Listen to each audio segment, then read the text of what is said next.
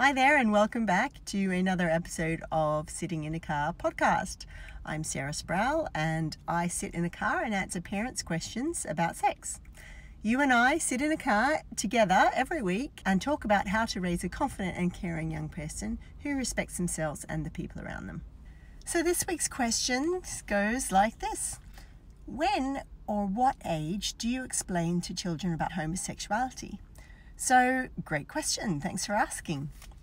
So you will know if you've been listening to Sitting in a Car for a while that I always talk about raising a confident and caring young person who respects themselves and the people around them. And the reason why all that is important is because we are trying to raise someone who is going to have positive experiences in their relationships in the future or even now, depending on how old your young person or your child is. And to have positive experience of relationships, we need to know who we are and accept who we are and be able to listen to and accept who other people are so that we are in consensual relationships. And those skills for that sort of thing can start really, really early. We can be talking about those when our kids are between 0 and 4, and obviously then older. So from 0 to 4, we can be teaching them how we respect difference in others. That can be things like people who play different sports to us, children at school who don't want to participate in things that most of the rest of the children in the class do want to participate in. We're showing self-acceptance or teaching our children self-acceptance. So that can be something like if they want to do something and no one else wants to do it, whether that's in the family or their friendship group, then that's okay. You're different to others, and that's absolutely okay. Everybody is different. And in fact, everybody is different is a little bit of a mantra in our house.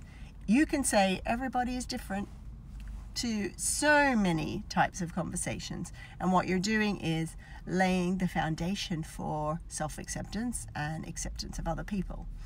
And again, like I said, those two attitudes are the building block for consensual relating. We are being consensual for ourselves. We are expecting that we don't necessarily want to do something that someone else is doing, and we're being consensual to the other person. They don't always want to do something that we want to do. And you can see how if we have that attitude in everyday life, then that is going to spill over into the way we relate to other people when we are involved with them physically. So you can be laying those building blocks from very early on. The World Health Organization says that between 4 and 6 years old, that is a great time to be talking to our kids about same-sex relationships. Now, the question was, how do we explain homosexuality? And keep in mind that there are people that are in same-sex relationships who do not identify as lesbian or gay, could be bisexual or pan or queer. Those are all words that someone could use to describe themselves if they're interested in being in a relationship with someone of the same sex as them. This topic is so interesting to me because my master's thesis focused on how parents talk to their kids about sex and relationships around the time that Ireland was having the Marriage Equality Referendum that changed the constitution to allow people of the same sex to be married. And it was really interesting because when I was talking to the parents that helped me with that research, if those families had someone in their friendship circle or in their family who was in a same-sex relationships, then these conversations flowed far more easily. It was much more natural to be able to talk about being in a same-sex relationship because the family had an example of that in their world. So for those of you who don't have family members or friends who are in a same-sex relationship, I acknowledge that it may be a little bit more difficult to bring this topic up with your kids, but here's a suggestion for you. One of the conversation starting tools that I talk to parents about is I learned something new. conversation tool. So you could say something like this: I learned something new today. Kids need to learn that there are so many different types of relationships in the world, and as long as they are relationships where both people are happy and want to be in them, then those relationships are good. For example, we mostly see on movies and on TV and on YouTube that men and women are the main ones to have relationships. But while the majority of people have relationships like that, that's not the only way we can be in a relationship. We can be in a relationship. I could be in a relationship with another woman, for example. You could be in a relationship with another man or another boy, or whichever way you want to say it.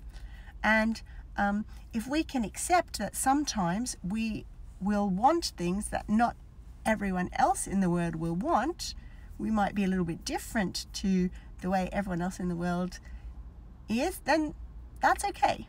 That's okay. Being a human being is all about learning about ourselves as we grow older. We never stop learning about ourselves. The takeaway message is there's this relationship between self-acceptance and shame. And the greater the self-acceptance, the less likely our young person is going to have feelings of shame. And that's good.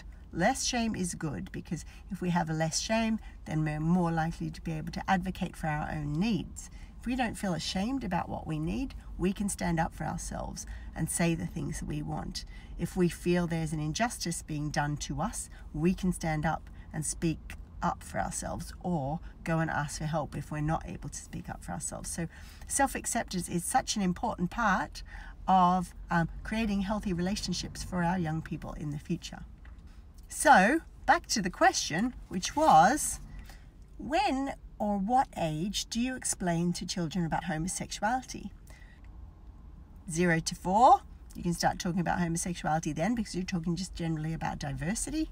But specifically about same-sex relationships, definitely from 4 to 6.